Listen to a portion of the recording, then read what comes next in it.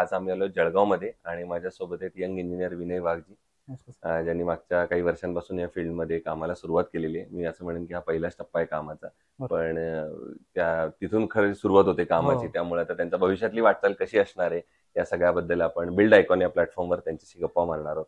आपण गप्पांना अर्थातच इथून सुरुवात करूया. ते म्हणजे तुमचे शालेय जीवन कसं होतं, तुमचं कॉलेज कसं होतं, कुठल्या कॉलेजमधून तुम्ही पासआउट झाला, आणि सगळ्यात महत्वाचं सिव्हिल इंजिनिअरिंग करण्यामागची प्रेरणा कोणाची होती, ज्यांच्यामुळे तुम्ही या फील्डमध्ये आलात, काय सांगाल? सर, मी कॉलेजला चंदुर्णीलाच होतो, आचार्य गजानन गरुड माध्यमिक विद्यालयामध्ये. त्यानंतर कॉलेजला मी ऍक्च्युली डिप्लोमाला गेलो होतो. त्यावेळी आमचा ट्रेंड होता की डिप्लोमा इंजिनिअरिंग करायचं, पण ऍक्च्युली मी मेकॅनिकलला गेलो होतो. मला पण त्यावेळेस काही म्हणजे मेकॅनिकल गेल्यानंतर असं इच्छा होत नव्हती की मेकॅनिकल फील्ड आपण ही घेतली, काय करावं, कारण आपलं जायचं होतं सिव्हिलला. नंबर लागला मेकॅनिकलला, परत मी 1 वर्ष गॅप घेतलं. परत 12 सायन्स केलं, 12 वगैरे केलं. परत आर्किटेक्टला मी मराठवाडा मित्रमंडळ स्कूल ऑफ आर्किटेक्ट इथं मी पुण्यामध्ये ऍडमिशन घेतली. नाटा दिली, त्यानंतर माझा नंबर तिकडे लागलेला. त्यानंतर मग पासआउट झालो 17-18ला. त्यानंतर मी लास्ट इयरला स्पेशलायझेशन केलं इंटेरियर मध्ये. त्यानंतर मग मी एका ठिकाणी इंटर्नशिप केली होती, त्यामध्ये मला 5,000 पेमेंट त्यांनी दिलेलं होतं. सिक्यू इंटेरियर म्हणून त्यांचं हे होतं, आर्किटेक्टांनी इंटेरियर म्हणून. आणि त्यानंतर आफ्टर कोरोना मी स्वतः चालू केलं. Very good. पण असं म्हणतात की आर्किटेक्टला जाण्यासाठी थोडं तुमचं ड्रॉइंग वगैरे पण चांगलं असलं पाहिजे, तर तुम्हाला काय इंटरेस्ट होता, आवड होती स्केचिंगची, ड्रॉइंगची? पहिले असं काही मला एवढं वाटलं नाही की ड्रॉइंग वगैरे. माझं ड्रॉइंग म्हटलं म्हणजे आपलं प्लॅनिंग वगैरे, असं एक्स्ट्रा ड्रॉइंग मी कधी केलेली असं मला आठवत नाही. पण आता करायला हरकत नाही, पुन्हा नवीन सुरुवात करायला हरकत नाही. बरोबर.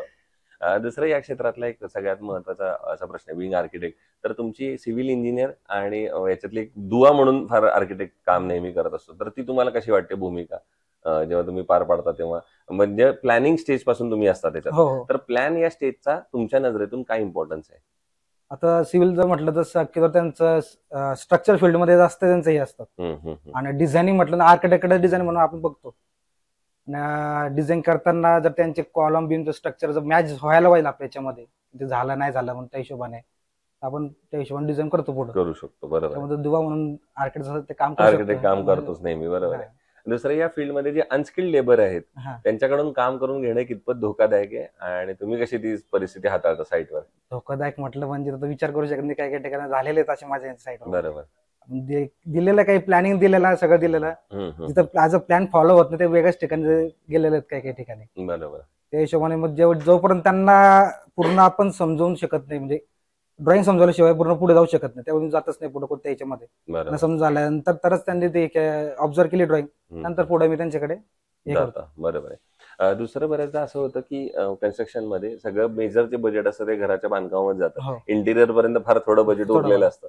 तर मग तुम्हाला काय वाटतं, इंटिरियर मध्ये कसे बजेट आणि क्वालिटी दोन्ही कॉम्प्रोमाइज न करता चांगलं इंटिरियर होऊ शकतं? असं घराचं बजेट म्हटलं म्हणजे शक्यतो मिडल क्लास फॅमिलीचं माणसाचं म्हटलं म्हणजे घर बांधायचं, इंटेरियर बघून नंतर आपण काय करायचं. बरोबर.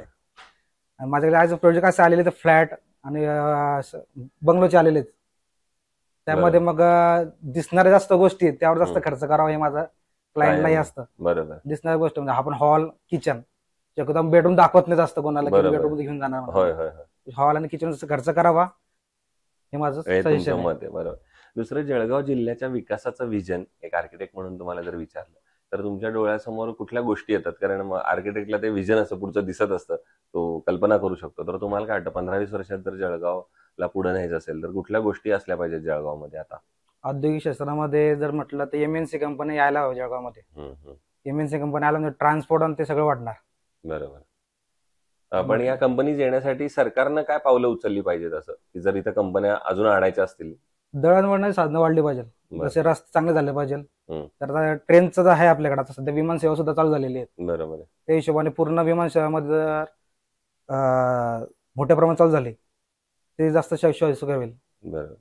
दुसरं, आता जेव्हा तुम्ही कामाला सुरुवात केली तेव्हा असं कुठला प्रसंग आठवतो का की जेव्हा काहीतरी अडचण आली आणि त्या अडचणीवर तुम्ही कशी मात केलीत? असा एखादा प्रसंग, काहीतरी प्रॉब्लेम आले, मग काहीतरी नॅचरल प्रॉब्लेम आले? ऍक्च्युअली मी माझ्या मित्राची साईड घेतली होती पुण्यामध्ये, इंटिरियरची साईड होती.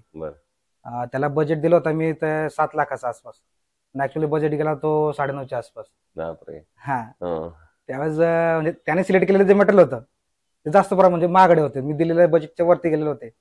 त्यावेळेस थोडंफार मित्रांमध्ये हे पण म्हणतो ना आपण हो. अंडरस्टँडिंग असतं होतं. हा तो प्रसंग आला होता त्यावेळेस मला थोडाफार. बरोबर. यानंतर म्हणजे घ्यायचं तर पुन्हा लिखापडीसाठी काम करून घ्यायचं समोरच्याची, नाहीतर नाही करायचं नाही. घ्यायचं. बरोबर आहे. मित्रांमध्ये हा गैरसमज मित्रांमध्ये होऊन व्यवहार नाही चालत नाही. करायचा. बरोबर आहे. आणि दुसरं म्हणजे जेव्हा स्टील वापरण्याची वेळ येते तेव्हा तुम्ही काय स्टील सिलेक्ट करता, म्हणजे कसं ठरवता की हे स्टील चांगलं आहे, हे वापरलं पाहिजे? स्टील म्हटलं सॉफ्टनेस, स्टीलचा सॉफ्टनेस चांगला हवा. बरं. तसं मी आपला आयकॉन वापरतोय, बेटर दॅन अदर कंपनीपेक्षा आयकॉन बेस्ट आहे माझ्या बरोबर मते तरी. बरोबर. आणि म्हटलं बाकी दुसरं अजून वेटेमध्ये पण सेम आहे, ते Same. प्रॉब्लेम नाही, पण मी प्रेफर आयकॉन करतो. आयकॉन करता. Very good. आणि आता अगदी शेवटचा प्रश्न म्हणजे या फील्डमध्ये आता जे नवीन आर्किटेक्ट येतात तुमच्यासारखे, तर त्यांना तुम्ही काय सल्ला द्याल मित्र म्हणून? मित्रांनो सल्ला म्हणजे त्यांना असं देणार की या करा, पण व्यवस्थित मन लावून करा. भरपूर गोष्टी नवीन शिकण्यासारख्या आहेत. बरोबर. बघा इकडे तिकडे ट्रेंडिंगला काय चालू आहे काय नाही सध्या ते बघा, त्या हिशोबाने पुढे प्लॅनिंग डेव्हलपमेंट करा. अगदी नक्की. तो हे होते आर्किटेक्ट विनय वाघ, आणि त्यांनी सांगितलं त्याप्रमाणे ही फील्ड रोज बदलते, याच्यातलं तंत्रज्ञान बदलतंय, यामधले पॅटर्न रोज बदलत त्यामुळे कायम या बदलाकडे लक्ष ठेवा, तर तुम्ही लॉंग टर्म चालू शकता. बरोबर. पुन्हा एकदा आपल्या मनापासून आभार Thank you. की तुम्ही आला, आणि भविष्यात सुद्धा असेच आयकॉनिक प्रोजेक्टची निर्मिती तुमच्या हातून घडावी याच आयकॉन स्टील तर्फे मनपूर्वक शुभेच्छा. थँक्यू. थँक्यू.